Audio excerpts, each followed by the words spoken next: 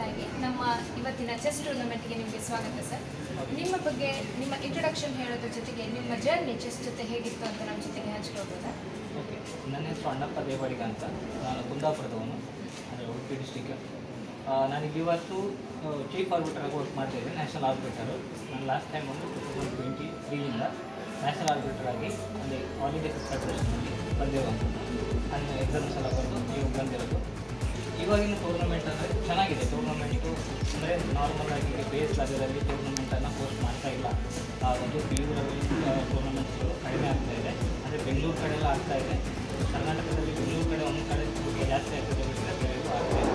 Chess journey ಅಂತ ಹೇಳೋದು ಒಬ್ಬ ಸ್ಟೂಡೆಂಟ್ ಲೈಫಲ್ಲಿ ಚೆಸ್ ಅನ್ನೋದು ಎಷ್ಟು ಇಂಪಾರ್ಟೆಂಟ್ ಅಂತ ಹೇಳಿದರೆ, ಪ್ರತಿ ಸ್ಪೋರ್ಟ್ಸ್ ಕೂಡ ಇಂಪಾರ್ಟೆಂಟ್, ಗೇಮ್ಸ್ ಕೂಡ ಇಂಪಾರ್ಟೆಂಟ್ ಇರುತ್ತೆ. ಆದರೆ ಚೆಸ್ ಅನ್ನುವಂಥದ್ದು ಯಾವ ಥರ ಬರುತ್ತೆ ಅಂತ ಹೇಳಿದ್ರೆ, ಇನ್ ಕೇಸ್ ಫಾರ್ ಎಕ್ಸಾಂಪಲ್ ನನ್ನನ್ನು ತಗೊಳ್ಳಿ, ನಾನು ಡಿಗ್ರಿ ಎಲ್ಲ ಮಾಡಿ ಆದ ನಂತರ ಬಿಸ್ನೆಸ್ ಮ್ಯಾನ್ ಆಗಬೇಕು ಅಂತ ಐಡಿಯಾ ಮಾಡಿಕೊಂಡು ಪ್ಲ್ಯಾನಿಂಗ್ ಹಾಕ್ಕೊಂಡು ಕಲಿತಾಗಿತ್ತು.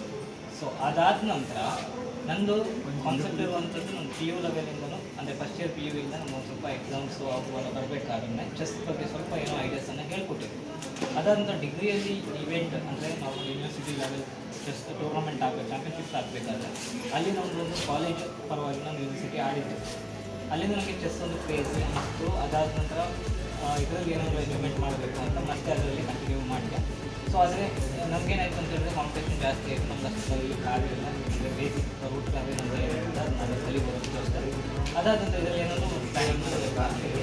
ಅದನ್ನು ಹೇಗೆ ವೃತ್ತಿಯಾಗಿ ಮಾಡಬೇಕು ಅಂತ ಅಂದರೆ ಈ ಒಂದು ಕಥೆ ಶೇರ್ ಮಾಡ್ಕೋಬೋದು ಅಂತ ಹೇಳಿ ಅದಾದ ನಂತರ ಎಕ್ಸಾಮ್ಸನ್ನು ಬರ್ತೀವಿ. ಅಕಾಡೆಮಿಲ್ಲ ಕೋಚಿಂಗ್ ಮಾಡಿದ್ವಿ. ಸೊ ಈ ಥರ ಕೋಚಿಂಗ್ ಮಾಡ್ತಾಯಿದ್ವಿ.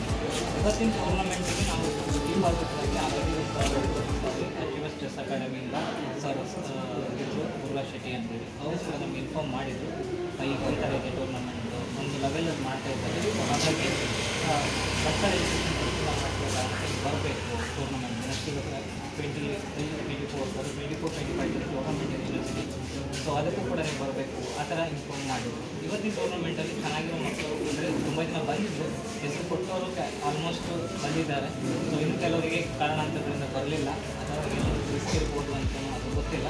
ಅದನ್ನು ನೋಡಬೇಕು. ಆದರೆ ಚೆಸ್ಸನ್ನು ಮುಂದುವರಿಸಬೇಕು ಅನ್ನೋದು ನನ್ನ ಒಂದು ವಿಶ್ವಾಸ. ಅವರಿಗೆ ಚೆಸ್ಸನ್ನು ಕಂಟಿನ್ಯೂ ಮಾಡಬೇಕು. ಇವತ್ತು ಯಾರು ವಿನ್ ಆಗ್ತಾರೋ ಅಥವಾ ಯಾರು ಲಾಸ್ಟ್ ಆಗ್ತಾರೋ ಅದು ಇಂಪಾರ್ಟೆಂಟ್ ಅಲ್ಲ. ಇನ್ನು ಆದವರಿಗೆ ಅವ್ರು ಇನ್ನೂ ಕಲಿಲಿಕ್ಕಿದೆ ಅಂತ ಅರ್ಥ. ಲಾಸ್ಟ್ ಆದವರಿಗೆ ಅವ್ರಿಗೆ ಏನು ತಪ್ಪು ಮಾಡ್ತಾರೆ ಅದನ್ನು ಕ್ಲಿಯರೆನ್ಸ್ ಮಾಡಲಿಕ್ಕೆ ಒಂದು ಚಾನ್ಸ್ ಇದೆ. ತುಂಬ ಧನ್ಯವಾದ ಸರ್. ನಿಮ್ಮ ಜರ್ನಿ ಕೂಡ ತುಂಬ ಇನ್ಸ್ಪೈರಿಂಗ್ ಆಗಿತ್ತು. ಹಾಗೆ ನೀವು ಕೊಟ್ಟಂಥ ಸಂದೇಶ ತುಂಬ ಮಕ್ಕಳು ಅವರ ಜೀವನದಲ್ಲಿ ಅಳವಡಿಸ್ಕೊಳ್ಬೋದು ಅಂತ ಹೇಳ್ತೇನೆ. ನಮ್ಮ ಜೊತೆ ನಿಮ್ಮ ಸಮಯವನ್ನು ಹಂಚಿಕೊಂಡಿದ್ದಕ್ಕೆ